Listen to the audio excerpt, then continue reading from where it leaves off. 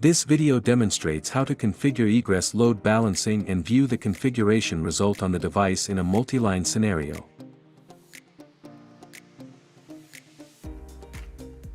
When there are multiple egress lines on a network, you can configure load balancing to help an enterprise balance the bandwidth resources of all lines and improve the service processing capability. This will also enhance line reliability.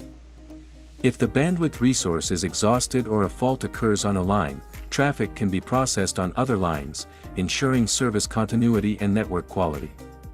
The device supports multiple load balancing modes. The following describes how to configure load balancing based on the source and destination IP addresses. The configuration procedure for the other modes is similar.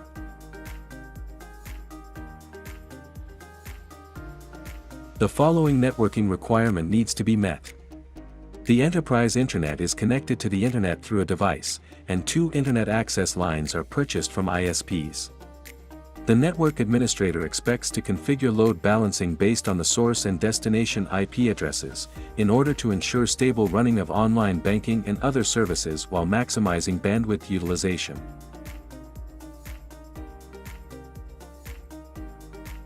Note that the load balancing policy takes effect only when traffic from all egresses can reach the same destination address.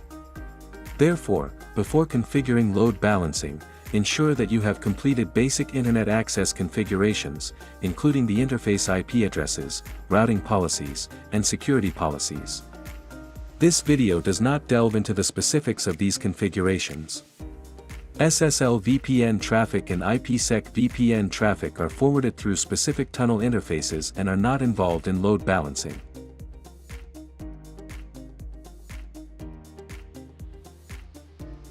Log into the web UI of the device, choose Network, Routing Load Balancing, Egress Load Balancing, and click the Global Config tab page. Set balancing mode to based on SRC, IP plus DEST, IP and click Save. Set bandwidth and other parameters for the line interface GE0/4.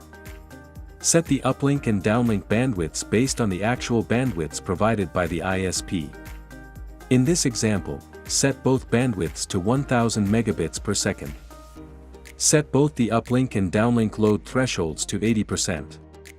When the used bandwidth of the interface reaches 80% of the total bandwidth, the interface does not participate in load balancing.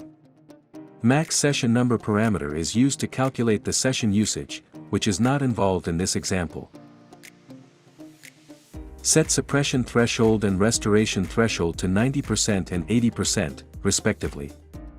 When the session usage of an interface exceeds 90%, the interface does not participate in load balancing. When it falls below 80%, the interface participates in load balancing again. Wait parameter takes effect only when based on wait is set.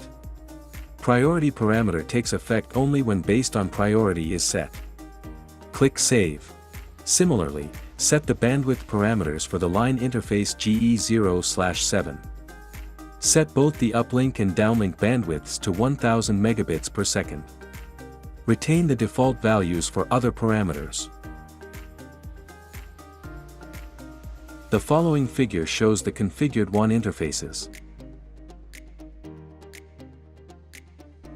After the device runs for a period, check the interface traffic page to verify that the traffic is load balanced between outbound interfaces GE0/4 and GE0/7.